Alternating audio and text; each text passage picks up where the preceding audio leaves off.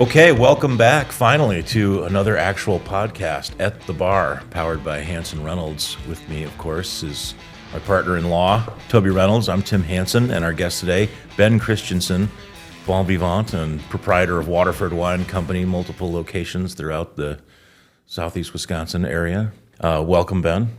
Thank you for having me. Yeah, you bet. And northeastern Wisconsin, too. And right? northeastern Wisconsin. That's right, yeah. And western Wisconsin. Yeah. But we have no plan, and we've prepared nothing as usual. So off to a good start. We do all, like real podcasts usually have like some kind of feature. So I'm trying to force us to have a feature called overrated, underrated. Okay. So our first one was overrated, and it was lobster. Okay. So it doesn't have to be food or wine, but that's all any of us ever think about. So it's probably going to get to there anyway. So what do you think? What's an overrated thing and an underrated thing? Go.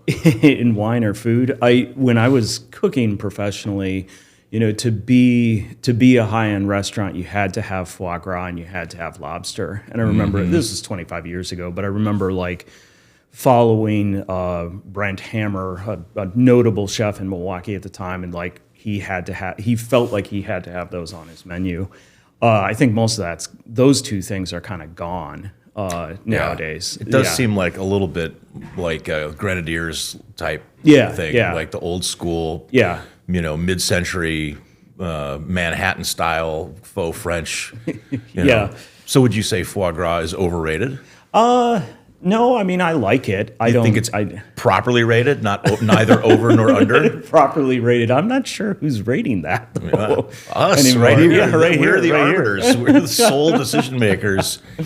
We're the taste makers. Yeah, I suppose that's true. This is diverging from the topic, but maybe interesting. Well, it's Ben. The thing that strikes me with that is I don't ever rate things. I mean, in my profession, I taste a ton of wine, but I never assign a rating to them. On the other hand, I use everyone else's ratings. Sure. In fact, Venice Media recently came after me this week for putting their ratings on my website and citing them, but they wanted them pulled down unless I paid them for it. Wow. So, yeah. And I thought, For those who don't know, Ben owns a wine store. That's why he's talking about We're talking wine. Why do you not ever rate? It's bullshit.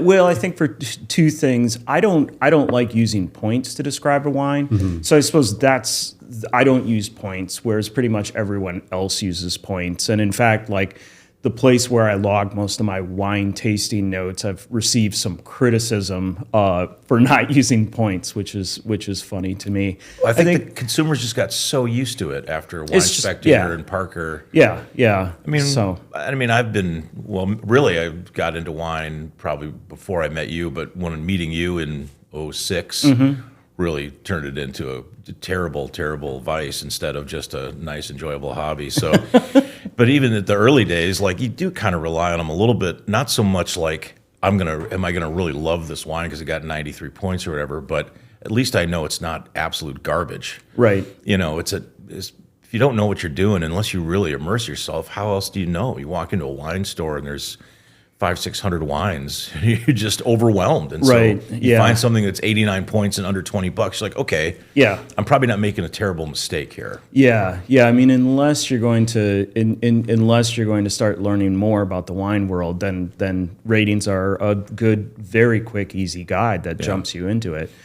I think two thoughts of that. One of the other things about rating or not rating or underrated or overrated is a lot of, and I think you've heard this from me before, a lot of what I feel is my job professionally is to find the best possible product for you and at the best possible price. Mm-hmm. And so, like, if you like foie gras, my job is not to tell you that you shouldn't eat it because it's overrated, or lobster. I should try and find you and prepare for you the best possible lobster that you can. I mean, we've talked about this a bunch, but like we sell an awful lot of Napa Cab at really expensive prices. And I personally don't drink a whole lot of it. I know the economics of the situation, so it is at this point one of the most expensive places to make wine, and therefore the wines are expensive.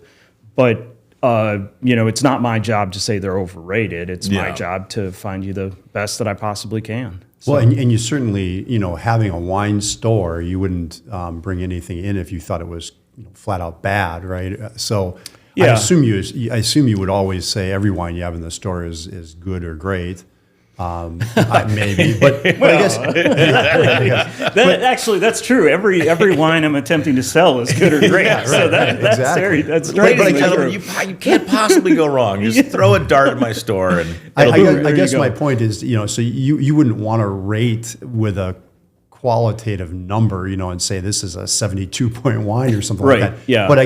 But I do wonder. I was thinking about like in the days where there used to be video stores, right, which are gone now. But you'd have all these VHS tapes lined up, and I never saw a video store that rated, right? Right, But right. there were always these employee picks things, and Yeah, Sam yeah. likes. Do you guys do that? Do you guys have employee picks or any of that? No, kind of thing? Okay. we dabbled with it, but really haven't, and that's because the vast majority of the store is set by me. So even though there are 3,000 or I think Farwell's 5,000 SKUs, I chose them, for one reason or another. So 5,000. yeah, it's big. It's a monster. Yeah, so that's awesome. Yeah, no, it's really cool. Well, so they talk about in in the guitar world about like a crappy little amp and a crappy guitar that you would ordinarily, like 72 point amp and a 74 point guitar, but every once in a while it'll make some kind of like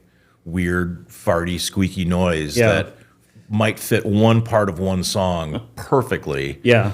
Do you think there's an equivalent in wine where like this wine is really niche and not good, kind of shrill on its own, 2 a.m. after Wolski's kind of like, Is that what you're talking about? Well, I mean, I've had those too. Yeah. But could it fit with a dish as a pairing and kind of turn a crappy wine into sort of a more elevated experience? Yeah, absolutely. Yeah. And I think that's true of how I was going to say a large amount of European wine, but I don't mean it by volume. I mean it by location. And I think that's because over the millennia that Europe has been making wine, oftentimes the wine and the food has developed really closely together. Yeah. So I can think of one immediately because I just got asked about it, but raclette and the melting cheese raclette thing is kind of popular now. And the wine, which most people don't know, Après-Mont, fits it perfectly. And I love Après-Mont wines alone. I know what they are. They sort of smell and taste like fresh glacier, if you will. I mean, I just had fresh glacier for breakfast, so I'm kind of familiar with the with the profile taste. there, yeah. So, but I think for a lot of people that would be a fairly unusual experience, and so saying like, well, it's not quite like Sauvignon Blanc, doesn't even come close to them, but. With that experience, is Fresh Glacier your descriptor, or is that a wine? No, You that's my see in the descriptor. wine world, there used to always be cut garden hose. Remember that was I cut don't garden know if hose. they still use that one, but That's for Australian Riesling. Fresh Yeah. Glacier might be the new one. Yeah, more so I think like the Après-Mont is in the French Alps, and so it's just kind of it grows close there. So if you can just think of being outside and the fresh air off the glacier and that sort of wonderful smell, that sort of just wonderful freshness. Really, that's what that wine conveys to me. And it fits raclette food amazingly well. What do they say? If it grows together, it goes together. Yeah. I mean, Yeah, not always yeah. true, but it's a reasonable starting assumption. of a lot of stuff. Yeah. And I think you and I if you go just north of Après-Mont, you hit the Jura. And Yeah. of course, those wines have become Wine Geek popular at this point. Those are the geekiest ones. Yeah, but they're really hard for a lot of Americans, especially to drink. They carry an enormous acidity to kind of the point of being unbalanced, And then oxidative. and they're oxidative. even the non, Vengeance, right? Yeah, So yeah. Why don't you describe a little bit, like at least the Vengeance concept, or what is it, and why does it produce that distinctive flavor? It's purposely let to have oxygen attack it and alter its flavors. It's a little bit like sherry, right? It grows under a veil of yeast floor. Yeah, so it's very. There's lots of different sherries, but that's the idea of it. It has an oxidative component to it. So if you think about spoilage, essentially, how leaving a piece of cheese out will alter its character. And, sometimes that's for the best, meaning it's getting riper, it's getting more delicious, but then obviously at a certain point it crosses over. Yeah. So Jura wines are purposely oxidative, and they do it, some of them for long periods of time, 7 years of having that alteration occur. And then the other odd one about them is that they are also biologically aged. So most wines aren't either of these two things, but biological aging is they are purposely let to have bacteria take over some of the aging process. And if you look at them in a tank, and this is very much like sherry, they'll develop a yeasty layer on top. And it's fun because one of the things you can taste in the final wines is some producers go for like almost a beer head foam of yeasty layer. So you get a lot of that infiltration. Others go for this really thin, almost spider web on top. And that's Sauvignon, right, is the grape? Sauvignon is the grape. And if you don't do that with Sauvignon, and this is kind of interesting of those wines anyway, if you don't do either of those unique aging processes on Sauvignon, the grape variety, it still tastes like them. I was going to say, because sometimes even if it's not done in that winemaking style, it still has some inherent quality in that grape that just is wacky. Yeah. So it's part of I think the growing up of that experience historically, I think sort of starts to make sense when you're tasting a lot of wines, or if you were growing and then you start experimenting, or you start experimenting with biological or long oxidative aging, it fits that grape variety really well. And then the food grew up around it as well. So the main cheese is, if I can say it right, Comté. Yeah. Straight out of Comté. Yep, straight out of Comté. Fits those wines incredibly well. What did you make that one time? We had lunch on your porch with a bunch of people. It was like like chicken thighs with Comté cheese all over it, like baked. Yeah. We did cauliflower with I forget the French term, but with baked in cream and Comté cheese, and then it forms a crust once you put all that fat on top of the cauliflower. And then one of the main dishes of the region is actually seared chicken breast with a cream Jura sauce, so white wine sauce, but made with their wine, and then morels. Yeah, that's right. So, and that was the dish. And, that if you have those things together, it suddenly really fits. Well, that was like the first time I'm like, oh, I understand this wine now. Because it's not really like, if you pour a glass of it and just hand it to somebody, I mean, it's intense. Yeah. I mean, it is oxidized and weird and it's kind of screeching acid. But yes, yeah. It kind of, So sorry, that was a long tangent. No. I asked we'll edit it all out. It was pretty rambling. Yeah. Kidding. But it does sort of. There is another kind of interesting thing about. I think it's true of like certain movies and certain music, and I think it's kind of true of wine. Sometimes it's helpful to have a guide to explain why you might appreciate a particular thing. Yeah. Like there's a bunch of trying to think of a good example in music where I heard it, didn't like it. I'm like, whatever, that sucks. Years go by, and then somebody tells me something about it, and you re-listen to it, and you're like, oh my God, I was completely missing the boat on that song or that artist. Now I love it. Yeah. And I think that's often true with wine too. Like you almost need somebody to say, no, dude, like here's what this wine is and how it fits in the world and with certain cuisines and things. And you can. Well, I mean, it's appreciation, right? It's wine appreciation. Yeah, and certainly, the place I hear that the most in wine is Italy. I've heard it all my career long of people go and travel to Italy. Italians take hospitality very seriously. So they're in Italy, they're having a very romantic experience, they're drinking local and they're eating local. So suddenly they come back and they really want to find Aglianico. Right. It would have never been on their page before, but now they But I drank it out of a mason jar in a plaza. Yeah, and it totally, and I, for them when they come in, I'm like, I get it. That I've had those experiences in Italy too. That it totally, entirely makes sense. Yeah, but it's never the same when you come back. No, it's never the same. Yeah, you're like, it's not quite what I remembered. Yeah. Like, why not? Like, it's because Americans put funny chemicals in it. Like, No, that's not the case. I can assure you. Yeah, The you were reason on a- is you were on vacation Yeah, you in were on a Italy. vacation high with Yeah. someone you love, and everything Yeah. was wonderful. Everything was and- wonderful. So, yeah. And see that actually now the funny thing is the last really 2 years, Portugal has become that place of people asking for Portuguese dry wines, which is really cool because they have a really interesting recent history, but and we've got the wine for them, so it's really fun to explore. But it takes you into things like Robi Gatu and just amazing parts of the wine world that really I knew about, I guess, but now are being discovered more. Yeah. So. Ben, why don't we kind of formally introduce you since we no, but this move that this to the all front came of- off of the underrated, overrated, and that's good. But I don't know as much about you as Tim, I'm sure does, and our listeners know less than that.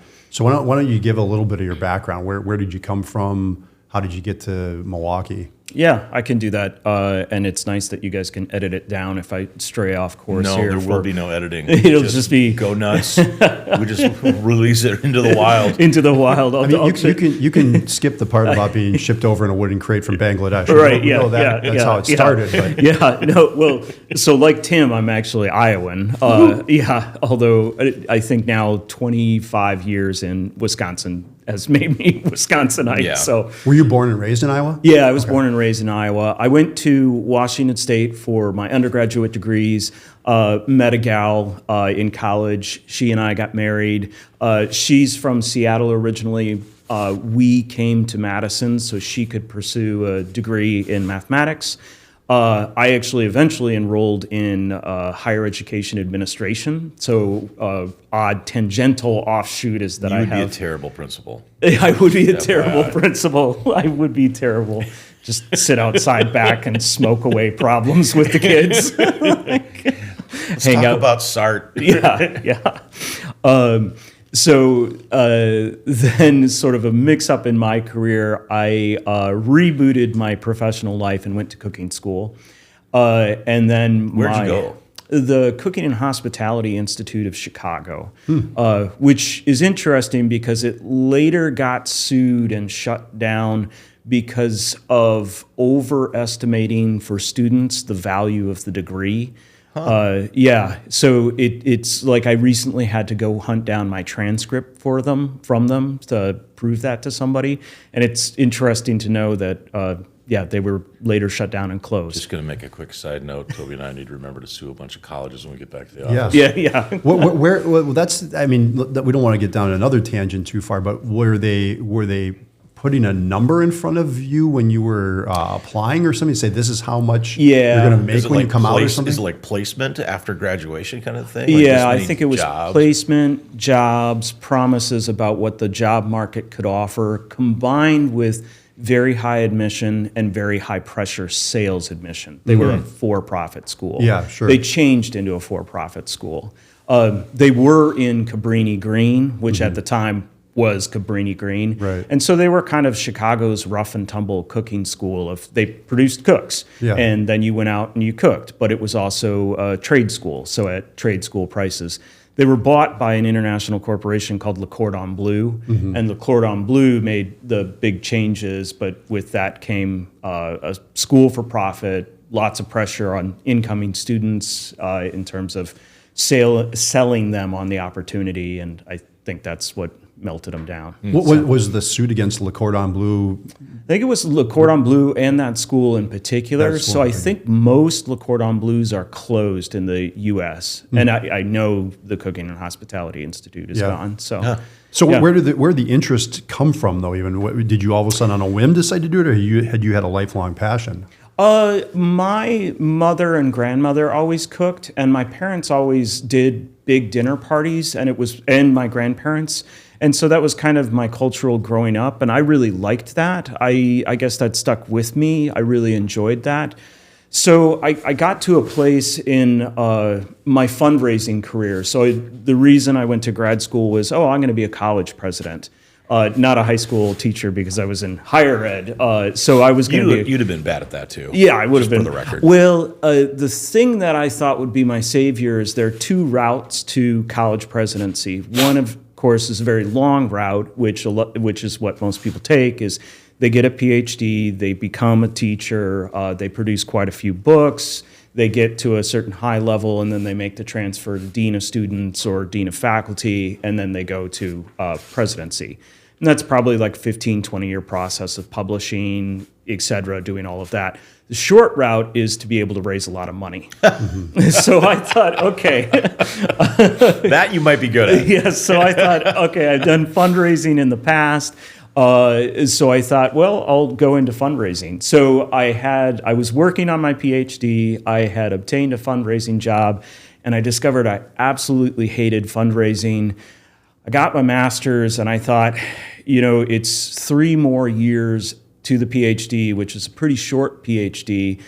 I'd started on what would become my dissertation, which was actually about rates of PhD success and how many people enter a PhD and how many people exit. You get scared off by your own research. I did, because the research is something like only 3 to 10% make it all the way through to PhD. Wow. Really? Yeah, and that's horrific. Now, this is 25 years ago, so things might have changed, but the other odd thing is if you look at undergraduate rates, schools are very vested in their undergraduates to hold up the matriculation rates out, so graduation rates rather. Mm-hmm. Schools are very invested in that number. So they want you or all 3 of us as students to come in, be successful, and also graduate. Jokes on them. Yeah, in PhD programs, there's absolutely none of that. They don't care, yeah. They don't care. And I was working one job where my main economist was all but dissertation, and he had been for 7 years because his dissertation advisor simply blocked him. Mm-hmm.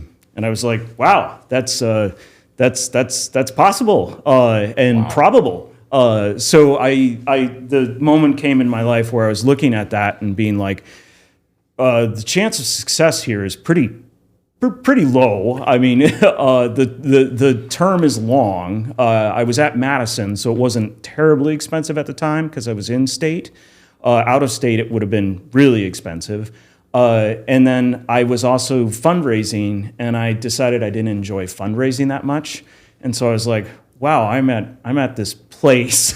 I'm going to fail at something I hate. Yes, exactly. Yay. Yeah, I'm 28 years old. It's going to cost me a lot of money. Yeah, and so that was where I just started looking around for other things that I enjoyed. I'd always really enjoyed cooking. It was something very different, but I totally switched. So I wonder how many of those 90% are ABD. A ton. Versus getting out like you did nice and early, at least, right? I mean, you didn't wait until the 11th hour. Yeah. Because the all but dissertation stuff, I mean, I hear people with that moniker all the time. Yeah. And that really would be rough, right? You Yeah. get right to the brink, and then you just don't get the degree. Right. Yeah. I mean, it's really rough, and I think it's really unfortunate. And again, my statistics are now really old, sure. so it could have changed. But you just think about like, why is there no mechanism for your dissertation advisor to sit down? And, well, I know why, but to sit down and say like, look, let's get something on paper. Let's finish this up together. Let's get you complete whole on this degree. Let's finish it. But life gets in the way. I mean, my program was short. I had 3 more years to PhD after the master's, so 5 years total. I stopped when I was 28, so I would have been going 31, 32. Doctors have this problem. If you're an economist, you have four more years towards PhD. So, like, okay, do you put off career, get yourself in more debt? Do you put off kids, become an old parent? Do you try and do it all at once? All those life decisions start slowing down what you can accomplish in getting the PhD. Mm-hmm. You add a kid into the equation, and how much time do you actually have to write and research a dissertation anymore? So you went down to Chicago? No, that's perfect. Yeah. So you went down to Chicago, and then how long is that program? Because I entered with all of my undergraduate taken care of, I was there for a year and a half. So not too long. In Chicago, or did you have to go down there, or was it like 2 days a week you drove from Madison? I was down there 5 days a week, Okay. and then I'd come back on weekends. Wow. Yeah, so it was an interesting experience, but I absolutely loved it. I just entirely loved it. The physical aspect of cooking, the sense of accomplishment you get fairly immediately, I love eating. And I love also the hospitality side of it. So it was wonderful. And the school basically said, when we entered, like, well, if you want to help teachers, or if you want to come and practice cooking, you can just come and do it. So I was living apart from my wife, and I, was in Chicago. I didn't have many friends outside of cooking school, so I would arrive at 6 a.m. every day, and I wouldn't leave till like 9 or 10 at night, and I'd just cook the entire time. Wow. Yeah, it was really, really fun. Well, I've eaten a lot of your cooking, and I can vouch for whatever that school taught you. It paid off, because honestly, some of the best meals I've ever had in my life, you have cooked. Well, thank you. Yeah. It was amazing, because you could just go and get a cookbook, and the ingredients were there for you, and you could just start cooking. Yeah. So It was amazing. yeah, it was. Yeah, for me, it was fantastic. Do they help you get your first job out of that school? I mean, is there like a placement part of that Yeah, program? I think there was a placement program for it. And certainly what happened at the school was a lot of the chefs were still cooking professionally. So a lot of the chefs would sort of, backdoor isn't the right word, because there's nothing legal about it, but they would choose the cream of the crop and kind of place them. It was, I guess, why I'm hesitant there, it was kind of more favoritism of chefs versus like, here's a coordinated program to, figure out where you're going. So it was like the top of the top could find places and go places, mostly because of chefs doing the contact work. But that left 95% of the student body. So, yeah.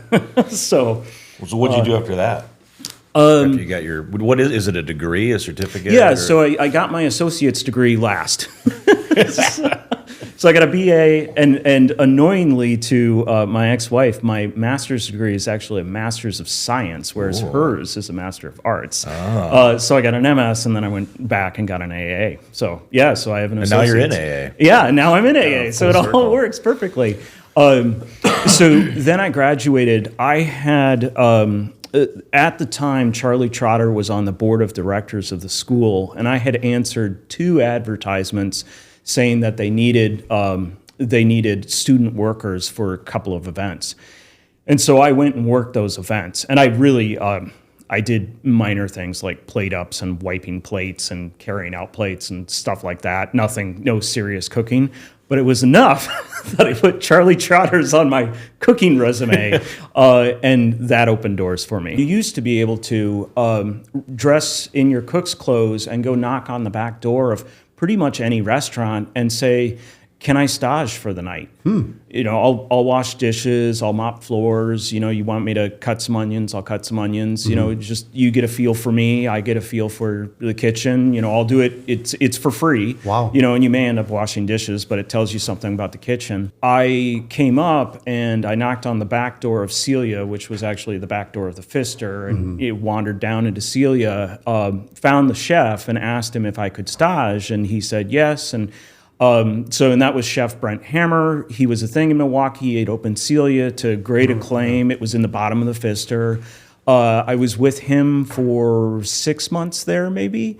And then he moved to another restaurant, which was going to be this fancy preefy thing, which his food I thought was dynamite. I followed him there. Where was that? Now it's called the Loaded Slate. Yeah, I think still the same owner. Is this an Old World Third? Old World Third. What was it called, though, when you were there? Celia was the Pfister. I forget. It was famous for having very large martinis and an all-women crowd. Okay. So it had developed its kind of fame during the like apple teeny, chocolate teeny thing, and they served really large martinis. Okay. So yeah.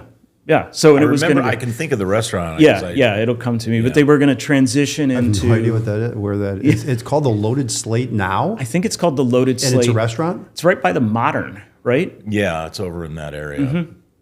Yeah. Mater's. It's right by Mater's, right? Yeah. Mater's is still there. Yeah, but I can't remember the name of that damn restaurant. I remember it. Anyway. Yeah. So that situation melted down. Chef Hammer moved to California. But what happened? Yeah, what is? Do you know? Did you follow him at all? Do you know what happened and what he's doing in California, or did do in California, or why he left, or any of that? I don't. I think that, and this is all rumor. The concept of whatever Let's the name go. of that, the concept of that restaurant that we can't remember the name of, that is the Loaded Slate. My rear seat view of that was that Chef Hammer had the opportunity to have no restrictions on his cuisine and do really high-end cuisine. He did a dish that was butter poached lobster with popcorn, and it was plated really nice. He did foie gras in a terrine, that relating to what we talked about before. The owner, though, wanted him to be able to do that and really liked the idea of that, but was really worried that the clientele that they had would drop off and revenue would drop off. So the owner really wanted the kind of bar food part of it preserved. And so you had this concept of two very different restaurants in the same butter place. poached lobster and sliders. Yep, yeah. And so it melted, it maybe made it 6 months, 9 months, and then melted down.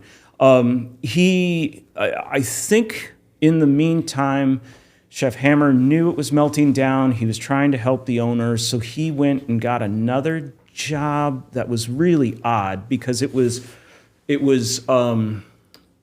going somewhere into a hotel situation that had been unionized, and he was going to be a union breaker. Yeah, Crazy story. Yeah, and then that turned into something more at the hotel he was at, and that precipitated the move to California. Then he was gone. Yeah, and then he was gone. I mean, then he was really gone, and I haven't heard from him Buried since. next to Jimmy Hoffa. Yeah. So, and then I staged a couple of other restaurants looking around. It was fun. Like I said, it's really neat to stage. Worked at Tess for a little bit as kind of a backup cook. They had a cook who was having to take a leave of absence because his daughter was being born, so I filled in for him. He was a neat guy. Ended up at Dream Dance when Dream Dance was Dream Dance. You worked there. Yeah, wild place. It was totally different than it is now. It was when it was, the wood interior Dream Dance. And then my son Arthur was born. My wife and I were looking at each other and being like, okay, we purposely decided to have a kid. Your schedule is entirely off the rest of the world, and it's off the family, and you're making $12 an hour. Mm-hmm. And $12 an hour is enough to pay for Arthur's daycare, but that's it. So basically, you being entirely off in your own sphere is only going to allow for Arthur to go to daycare. And so that ended my cooking career. What year was that? Decided that was 2005. Yeah. So we both decided that me continue. And at that point, 2005, I was 30.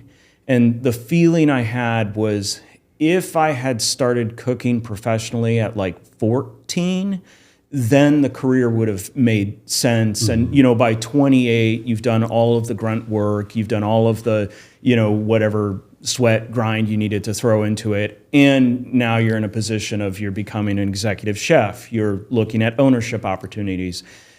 But that would have been, if I had started 16 years early. You're just a little too far behind schedule at that point. Yeah. So, but it's just in time to open a wine shop. That's a long-winded story. Holy cow. But then how long were you just sort of on the shelf before you opened the wine store?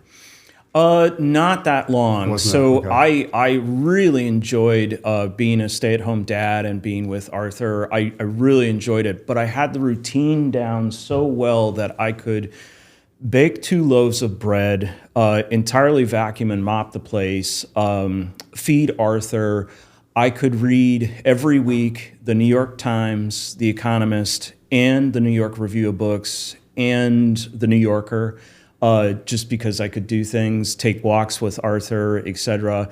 And I was just going stir crazy. And I was like, okay, I either need 6 more kids or I need something else. And so I started doing professional cooking for. I see you sitting there, seeing a bottle of, or a shelf of bottles of wine. And say, those are my children. Yes, yeah, Those are my 6 children. Yeah. I hear you calling. Yeah. So Arthur's crying in the background. Yeah. Just a minute, Arthur. The Merceau needs assistance. Yes, yeah.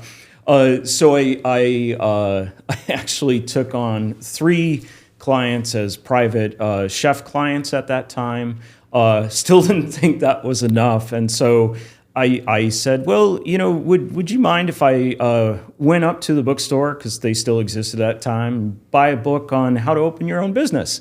And so I did that. Arthur was in the baby Bjorn. I went and bought a book on how to open my own business. In grad school, there had been some classes on action management, particularly appropriate for elementary school teachers, but that helps in developing a business plan. So I wrote a business plan, kept on pursuing it, again with Arthur and the baby Bjorn, wandering around, asking people questions. Did you know you wanted to do a wine business at that time? Or? Yeah. I suppose I jumped logically, but because of getting out of cooking, realizing that I'm not going to be able to do cooking, there was no way that cooking can fit into anyone's life except who's in that industry. And I had loved wine, and as part of working at Cafe Vecchio. There you go. As part of working... Cafe Vecchio Mondo. Cafe Vecchio Mondo. As part of working at Cafe Vecchio, they had let me start interfacing with wine wholesalers. So they had somewhat accidentally let me start buying wine at wholesale.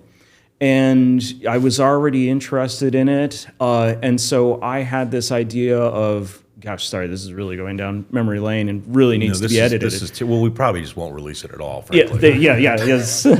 Go back to buy the glass pricing and shorten up the life story, get it down to concise 2 minutes as opposed to 30. So as part of working at Cafe Vecchio and having that experience of being able to buy wine at wholesale, I thought, and I pursued this at the time, I thought what I would do is private chef experiences with wine. Sell the private chef experience and sell the wine. And that would be a way to really pursue both my passions. I actually tried to push that through. And in fact, I spent some money with an attorney at Foley and Lardner, I think, to research it a little bit, because my hope was that I could use East Bank Wine Storage, get a liquor license for a storage locker there because it seemed to meet the requirements, could ship the wine there, and then I could go out and do these private chef events and sell the wine. I got so far in that process I remember meeting with a police sergeant who just absolutely shut me down, totally was absolutely uninterested, and talking with you tell those guys at Foley, they don't know what the hell they're talking about. Yeah, it was a funny conversation because the attorney came back and said that's probably $5,000 to $10,000 in lobbying fees to get this changed. So I don't have a real answer for you. So I was like, okay, the answer is that I really have to have a space to do it. And so me being me, that didn't defer me. The police telling me I couldn't legally do what I wanted to do. What I heard was open a wine store. Yes, yeah. So I pursued it another way. So getting shot down over that private chef wine sells in-house with dinner, scrapping that and going for, okay, what's it take to open a wine store? And I forget how, but I met Laura Cole, who used to own Alla Reed. She's a really nice person. Clothing store? The clothing store. Is that across the street from across the street from Brady? Okay, I remember that spot. Yeah. So she owned that. Was a small business entrepreneur. It was a gal named, I forget how I met. There was, again, you'll have to edit all of this out, but the back Deritus of Waterford. There was a gal who opened a clothing store called Blue Jay in the 3rd Ward, again, 25 years ago. Yeah. I forget how I met up with her, but she introduced me to Laura Cole. Laura Cole introduced me to the owner of the Brady store, the owner of that building. What was it before it was Waterford, that building you were in? It was a used clothing store. Okay. Yeah, so if you remember going up the steps to the second room, and there I was often that. remember going into the store. It's hazier coming out, but Yeah, the little odd thing that was always there was actually the bench to sit on when you wanted to try on clothes. oh, okay. So that's yeah. So Laura got me her name and number. It was Brady Street. She owned one property, so it wasn't like huge documentation. I was really scared about the not the down payment, but putting down rent on it because I didn't have a liquor license. And so the big concern at the time was, well, to get a liquor license, you need a space. To get a space, you need a loan. To get the loan, you need to prove that you have the liquor license. And so then I think magically on December 15th, 2005, all three of those things happened that day. Wow. Yeah. So it was mind-blowing for me. Crazy. It was crazy. Fate. Well, honestly, I never thought it would happen. I sort of thought it would end like with a police sergeant telling me no again. So I really thought that's what would happen. And I really thought then it would be like, okay, I gave it 2 good tries, and now it's time to go back to regular scheduled programming. Other than the Cafe Vecchio thing, did you have, the wine wholesale entree that you had, did you, through your cooking school and stuff, had you taken a particularly keen interest in wine at some point, or were you pretty much a newbie at that point? Yeah, I was totally new. And Tim and I have some mutual friends who knew me at that time. I'm thinking of Richard Serrano, Sure. but there are more that just thought I was a wacko. And in fact, the first deliveries of liquor to any account in Wisconsin are COD. So most vendors, when they did the first delivery, took the money, and I never saw them again. I mean, they were really like laughing at me as they walked out the door. Like, oh my God, this is not going to work I at all. remember Richard called me. He's like, "Have you been to Waterford on Brady?" I'm like, "No, what's that?" He goes, "Ben's a genius. He has like 50 champagne SKUs. He's going to go out of business, but you should really go check it out. It's the best shop in town, but Yeah. it won't be there long." Yeah, and that was really the feeling. And I had no background. I mean, cooking school, I think we had 1 day of wine education. It just wasn't a thing for that cooking school. And the stuff people talk about now, like the Guild of Master Sommeliers, and that really was nascent as well. So, so I had no background in the industry, and I had no background in wholesale work either. And most of the places at that point, most of the independent wine shops, and there weren't that many at that point, were people who had come from wholesale and moved into independent wine shops. So Waterford officially opened in 2005? The date of the corporation is December 15th, 2005. I took possession of the property, but I didn't get it open until March 15th, 2006. Wow. So 18, 19 years though now, huh? Yeah.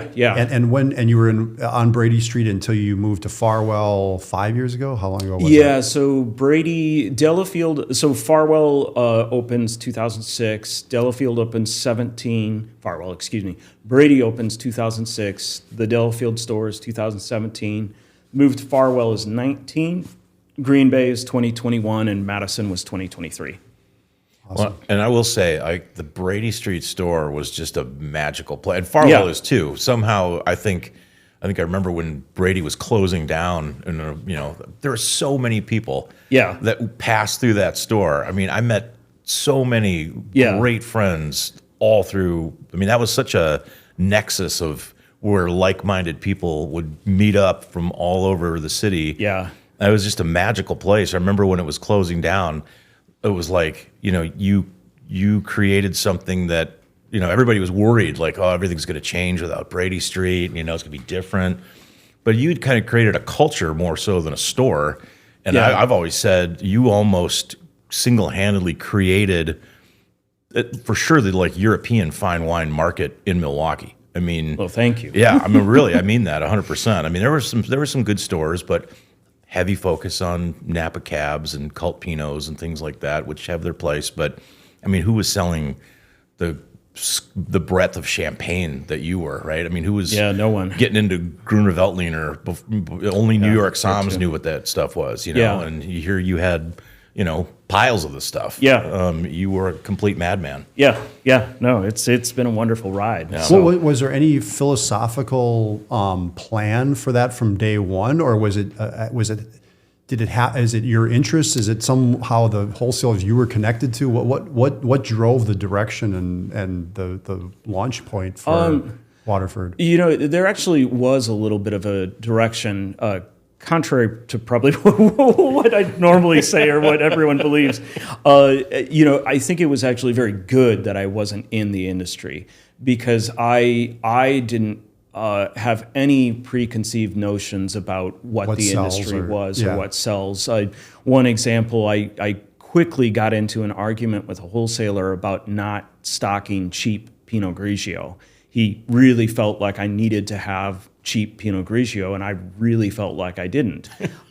It was probably a mistake on my part, but I was like, well, it's bad wine. Why would I stock it? Like, that doesn't make any sense to me. I'll stock expensive Pinot Grigio, but like, why would I stock cheap Pinot Grigio? And that in the industry would just be like, what are you thinking, doing, et cetera. I did take a very purposeful approach to opening the store, which is I was fascinated with the author Hugh Johnson. He's a long-standing British author, but he's published, I think he's now on his 10th edition of the World Wine Atlas. He's turned it over to Jancis Robinson, who I also like quite a lot. I prefer British wine authors to American wine authors, with some exceptions. But I went through a couple of his books and read them entirely, and then would approach wholesalers with, okay, I want Rhone to be like this, and I want these representations, and Hugh Johnson has taught me that these are the best producers. Yeah. And so I want these producers and these vintages.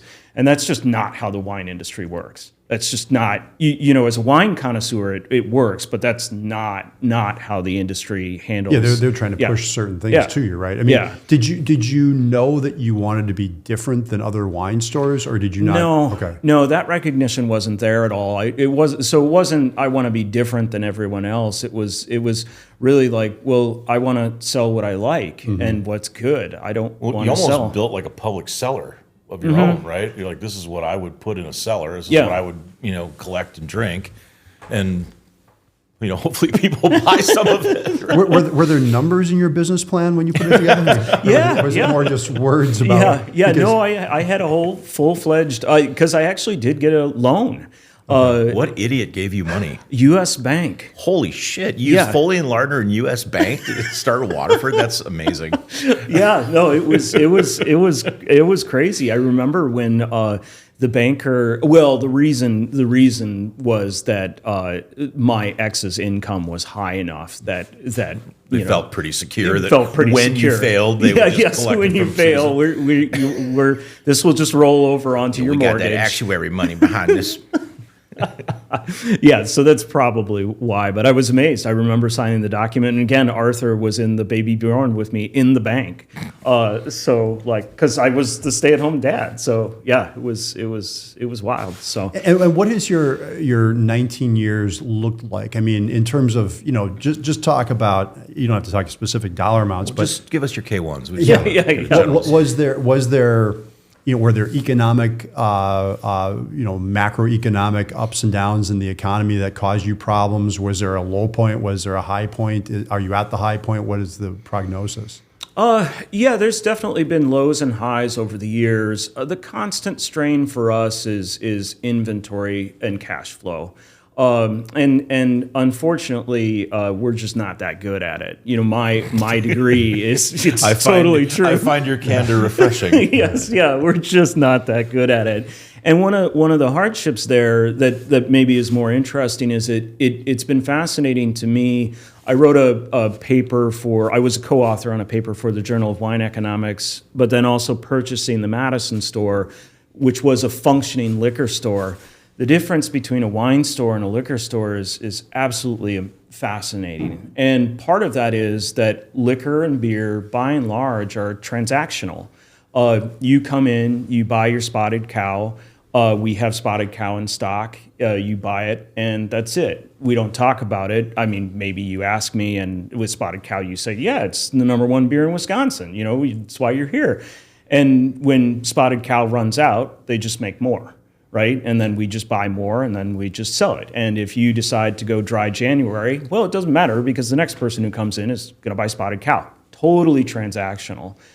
The wine store, and Waterford in particular, is absolutely the opposite. There's really nothing transactional about Waterford. You come in, and especially in the Brady Street days, you are going to be faced with me or another employee who is going to look at you and hopefully say something nice, hopefully be very inviting. But it was going to, start a conversation about wine and about what was going on. So really different. Problem there, though, is in terms of cash flow, well, if beer and liquor are churning and they're really just widgets, you can just, churn beer and liquor all day long. You can churn Tito's all day long, and you can get those run rates. You can do an analysis. I think this is why a lot of people who go into liquor stores end up being alcoholics and then not caring, is because, well, fine, my wholesaler tells me this is going to sell. I'll buy $400. If at the end of the month it sells and I've got $440, okay, maybe I'll rebuy and that's it. Doesn't really matter if it's a seltzer or anything else. With wine, and especially the wine I chose to deal in, although I didn't realize this at the time, one, it's not transactional. We're going to talk about it. And then two, once it's gone, it's probably gone, meaning they aren't going to make more of it. Mm-hmm. It's going to roll to another vintage. We'll have to talk about the vintage again. That's going to be a different wine. It's going to be a different wine. Unless it's Caymus. There's your overrated right there. Yeah. Well, and we never sold Caymus. For all those years at Brady Street, I refused to sell Caymus, which was really dumb. Because Caymus is entirely transactional. Right. It's stunning now because now we sell Caymus. But if Vietti has a bad Barolo year and we drop from 10 cases to 1 just because of vintage, or Burgundy. Yeah. I mean, Burgundy in 21 dropped 80% in harvest, so that means we have 80% less wine to sell. So that really.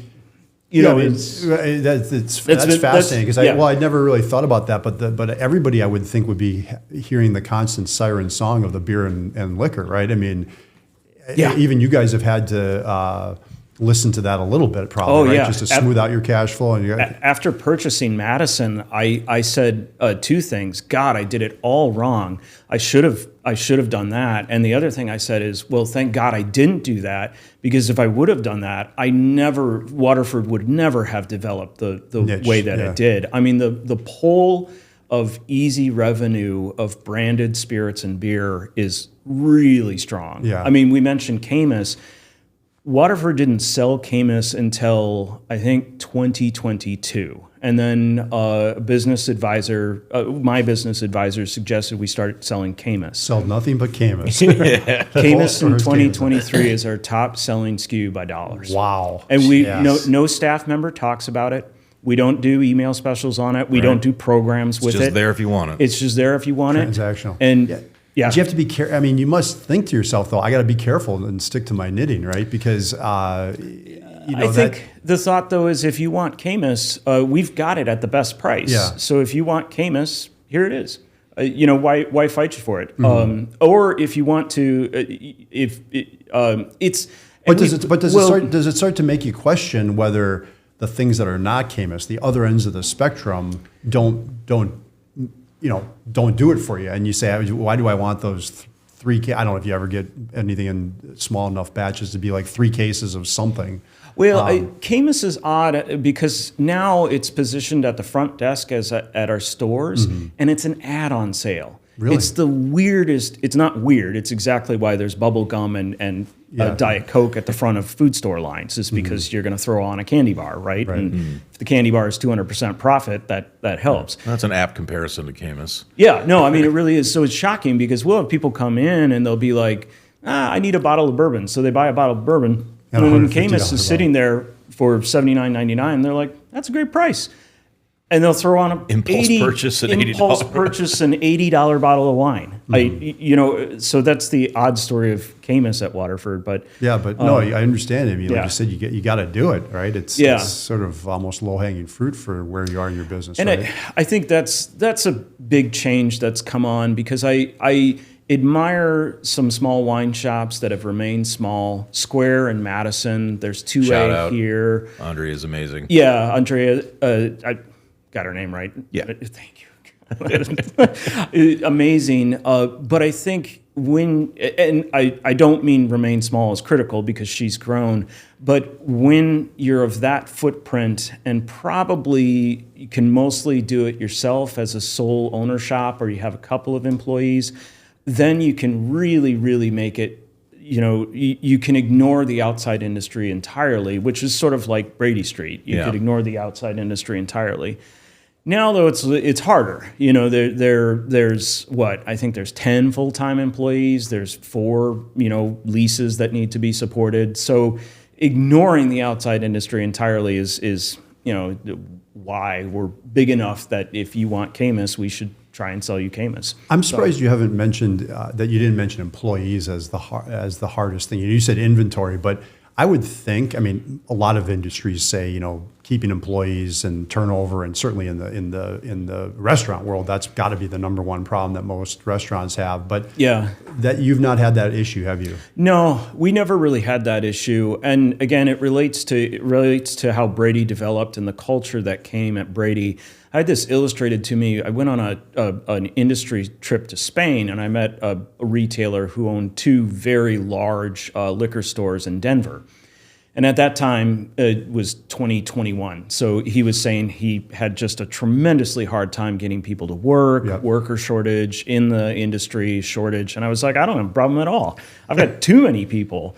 And he and I got to talking, and it was like, well, you're entirely a wine store. So essentially, you just, like, at that point, all of the not working sommeliers in Milwaukee, we just adopted as employees. And so we just have all these somms wandering around the floor because club culture. Yeah, because they can just talk to you about wine, and it's a fun place to be, right? And it's a fun place to be. Enjoyable hang. Yeah. Whereas these giant liquor stores in Denver, he's like, well, a pallet of Budweiser, not a pallet. He's like, a semi of Budweiser shows up. We've got to unload it. Yeah. Like, does your master somm want to, get the pallet jack out and So I've not had, on the wine side, and almost all of it's on the wine side, I've really never had problems getting employees or retaining employees. Some of my employees have been with me quite a long time. Yeah. So do you have a hero in the industry, or a store that's out there somewhere in the world or the country that is your Probably pinnacle? Total Wine, I would Total say. Do you have a nemesis?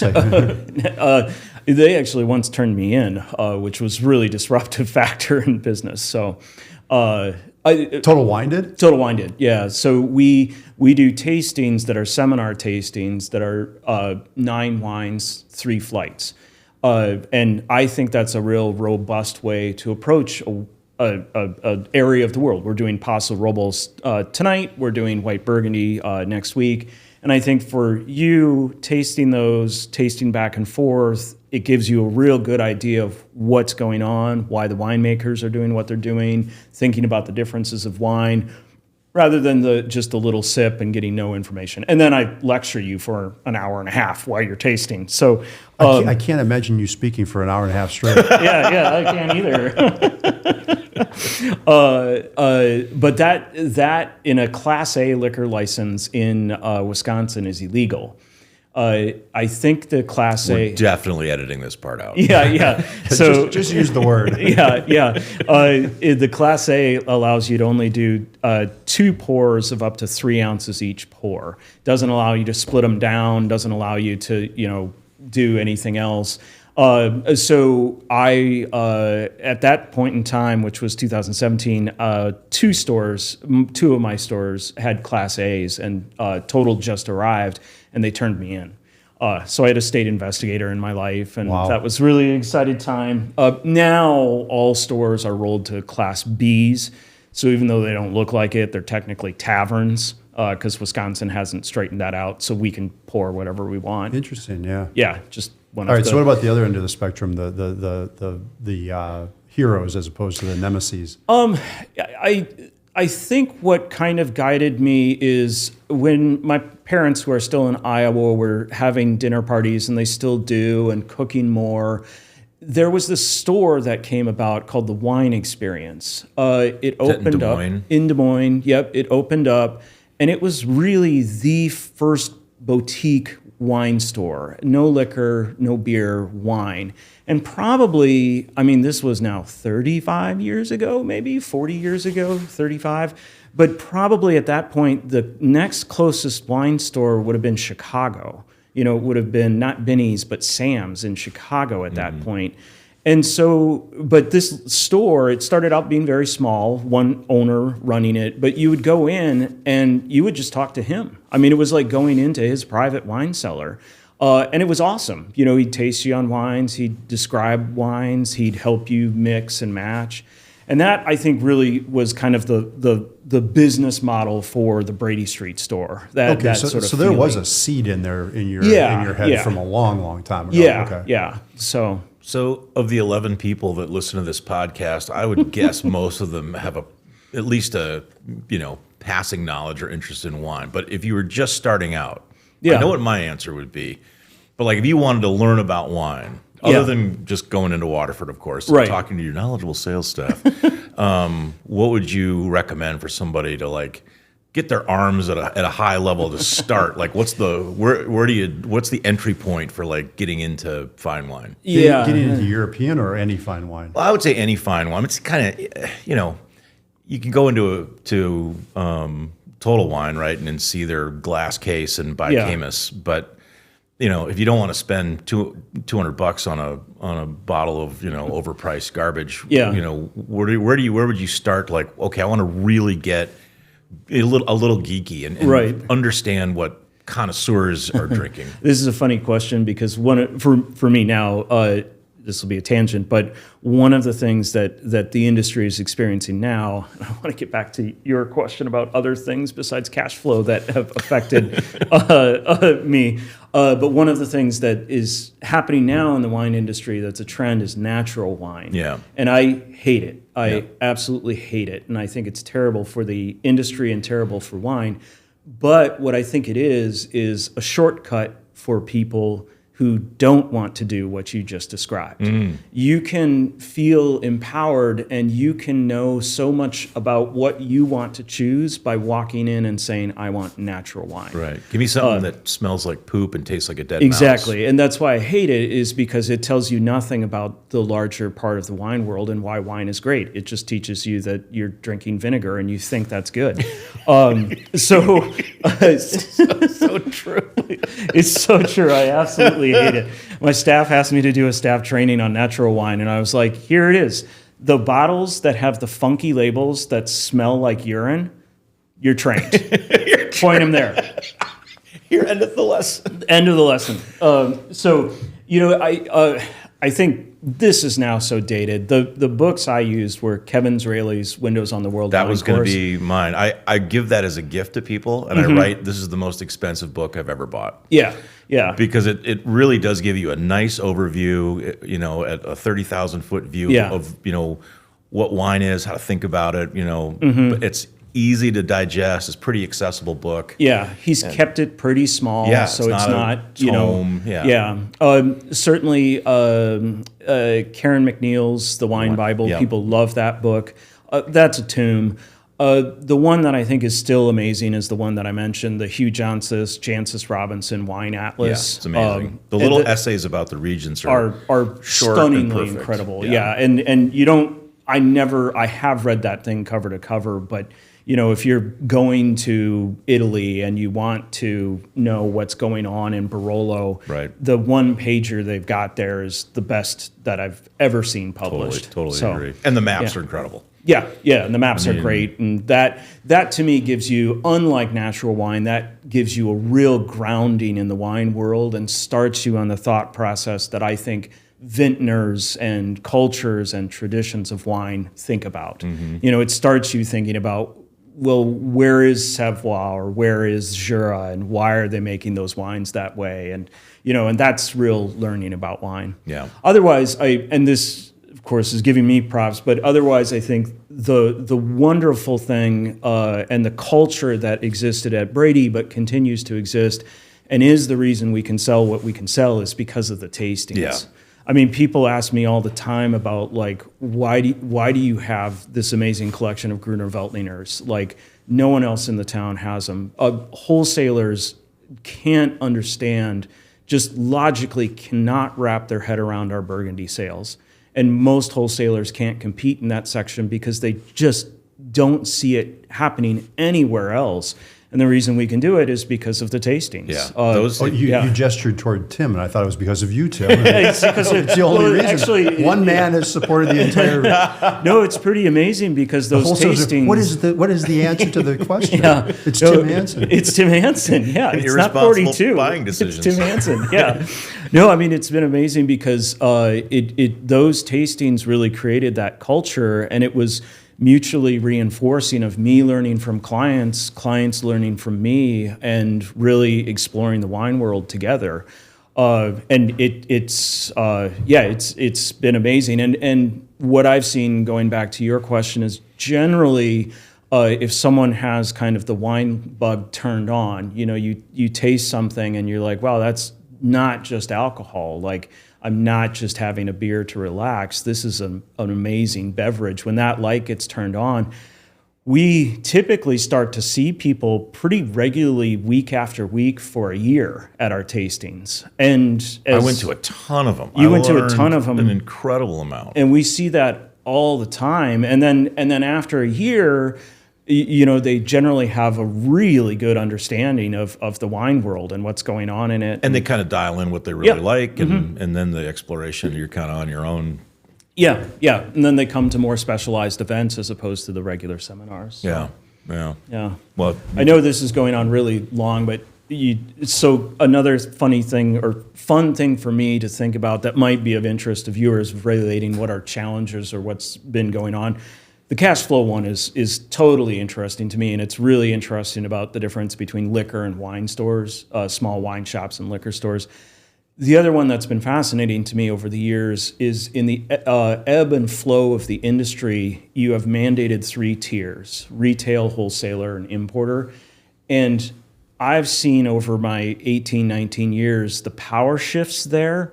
And it's really interesting to me to see those power shifts, and they're never stable. So has the retailer ever had the power? Yeah, really? Yeah. Okay. So like in 2008, with the economic crisis of 2008, Napa and California as a whole, but Napa in particular, was on its 3rd amazing vintage. Actually, California entirely, 3rd amazing vintage. Very high quality fruit, very high production. So they had absolutely flooded the market. And it was also Napa, so at that point, every Napa producer wanted their basic Cabernet to be 50. Now they want it to be 75, but at that point they wanted it to be 50. Well, the back end of '08 is the crisis, so everyone stops buying wine. Pretty much, or not everyone stops buying wine. But it's a luxury good. It's a luxury good. So all luxury good, yachts stop selling, etc., blah, blah, blah. Well, California has this absolute glut now of wine, and they can't get it anywhere. They can't sell it anywhere. And so at that point, wineries just started dropping prices insanely. I had an amazing 8 and 9 because wineries would be like, I remember August Briggs. Yeah. If you bought 6, they would ship it to you for free and ship you 6 more. Jeez. Yeah, I mean, just tragedy. Just dollars wiped off your balance sheets. And wholesalers had the same problem too. They suddenly had all this inventory that, who's left buying it? Where does it go? And they're getting pressure to buy more, but no one's buying it. And they have no room. I mean, And at they some have no point they have room. a constraint on storage. Yeah. So then suddenly all the power is with the retailer. Retailer who had money could solve all of those problems. And so it was just this amazing shift. But it's funny to see those, like, dramatically the 2 COVID years changed that. Restaurants shut down. And so suddenly, I didn't realize this at the time, but suddenly retailers have just enormous power. So, and then there have been other times where, like we started talking about coachterie. I mean, I just get told no. Yeah. Or I get told, well, yeah, if you buy 500 more cases of something else, you can have one bottle of Merceau. So. So where is it in the power cycles and the economic nation economic cycles right now for you? This is a real interesting time in the industry because it contracted in 2023 and it contracted globally and pretty dramatically. I think the DOR rates for Wisconsin were that it contracted 9% in revenue, reported revenue, the liquor industry, and it contracted 5% in consumption. And that's big. I mean, if you're in a field where 2024 is going to be 9% smaller just automatically, that's a big change. But does that directly impact you as a niche wine seller? Oh yeah, it does. Okay.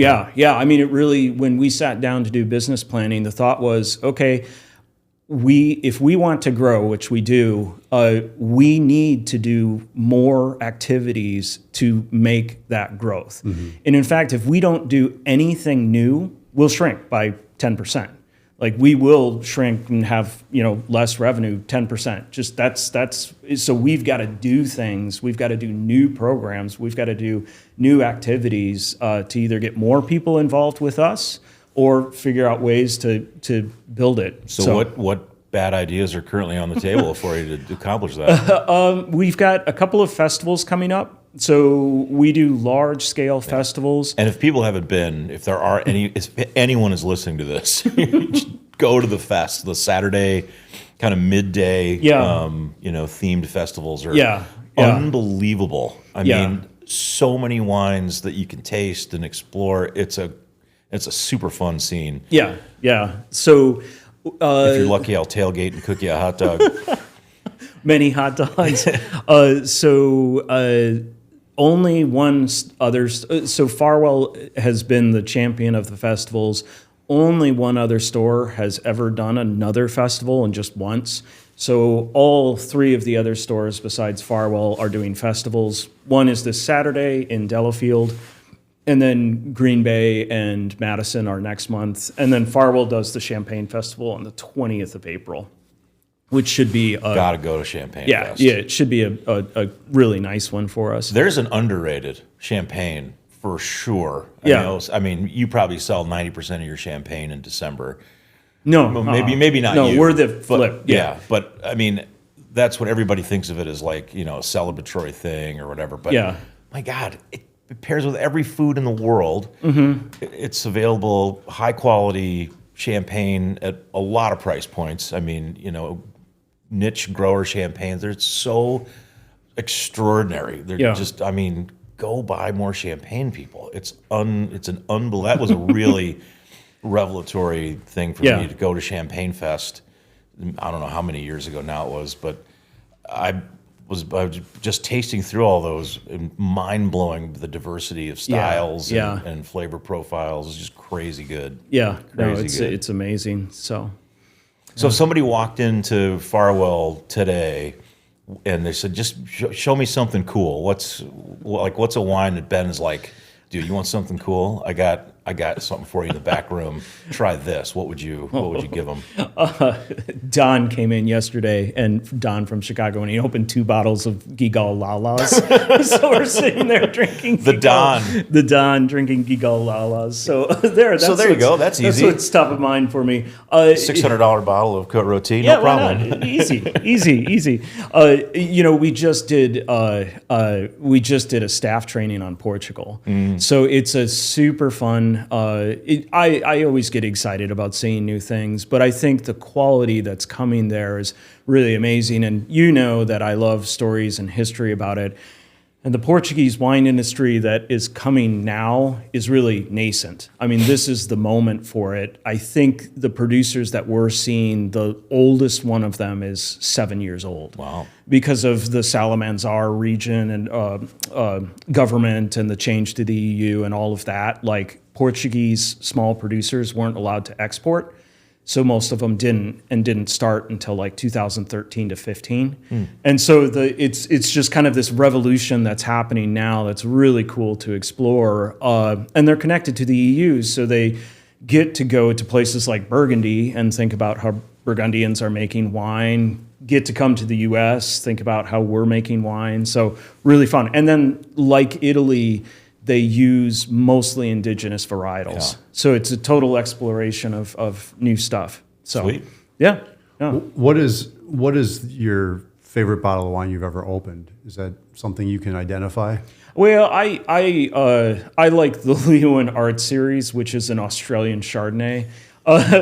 Which is hilarious. Yeah, which like is- super oak New World screw cap, but it is It's a good hedonistic. Chardonnay. Yeah, it's just a slut. I love it. Yeah, although one of the articles I once read was that with wine specifically, but with all things, as you start to have it more, you also start to cement literally in your brain. Your brain starts to connect the fact that you like it, so it's self-reinforcing. So, hence, when you drink Caymus and like it, you're more likely to like Caymus the next time. So Don't do that to yourself. otherwise, as Tim knows, white Burgundy is known in the store as Waterford water.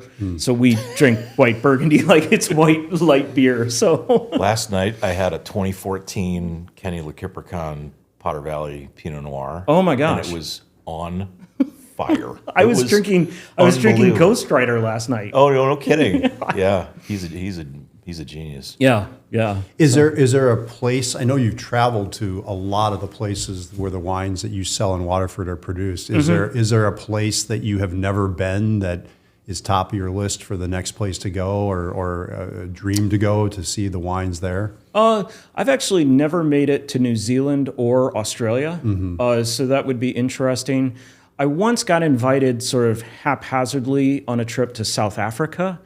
Would love to go. I think South Africa also has a ton of really interesting wines, young winemakers.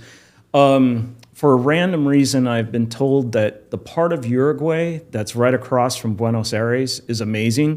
It sounds like it's a private club for billionaires, but it's also a wine growing region. So They do in Tannat there. Tannat, yeah, their grape. yeah. Who knows? Uruguayan. Yeah. Tannat. Well, Yeah. Why not? Why not? Got to Why drink not? something. Yeah. So, so kind of. What is your biggest interest outside actually, of wine? Central Europe would also be the other area that I want to go. You have not been? I've been to Central Europe quite a bit, but I think, and I started writing another academic paper about this, but didn't get too far. But I think the countries of Slovenia, Croatia, those two specifically, but Serbia as well, and freely, although that's Italy. I think there's just some amazing thought process going on there, amazing kind of new winemaking. Hungary gets slightly included in that, and that area is, to me, fascinating because it's got such a rich history.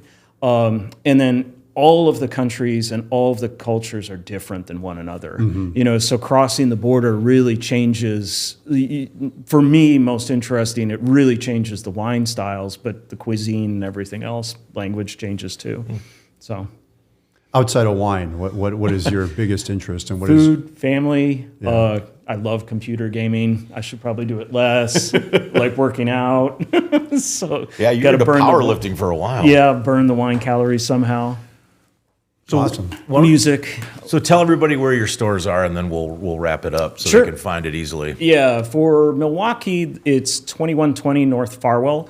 Really easy to get to, so it's just down And a big parking lot, which and is a huge parking lot. Yeah, and the parking, all three sides of the building are inclusive parking. The street parking is fee, but the building's parking is on all three sides. It's like 60 spots, and it's free. And it's a little hidden, but you can get to it off of Farwell and off of, what is that, Kane or something? What is the street south of? If you go down Prospect, you just make the left, and it's not Kane. What is but that street? It's right where Strangetown is. It's right where on the Strangetown restaurant is, on the corner. and the parking lot that you would naturally pull into is the back of the store. Yes. And there's a back door, so easy to get to. Green Bay is on GV and 182. For residents up there, it's just south of the Costco. So it's like 2 minutes south of Costco, and it's in a strip mall parking, very easy to get to. Delafield is 631 Genesee. That store, if you're in Delafield, it's what Delafordians would call the downtown of Delafield. Yeah. So it's downtown Delafield, and it's right there. Hendrix is building they're building a tastefully large timber frame building. We're in the building just to the south, so real easy to find, and again, has parking. The Madison store is on McKee Road, which technically is Fitchburg. So if you get off the Beltline on 151, it is, I think, the second exit. And that's one of the old Steve's. And that's the old Steve's. Yeah. So they called it Steve's McKee Road. So Is that a strip mall? I've not been there. Is that? it is a strip mall. So it's the anchor store and the oldest store in the strip mall, but it is also a corner strip mall. So it faces inwards, but the signage you can see from McKee Road. Well, there you go, folks. Go to Waterford, drink a bunch of wine, go to the tastings. Don't buy any Burgundy.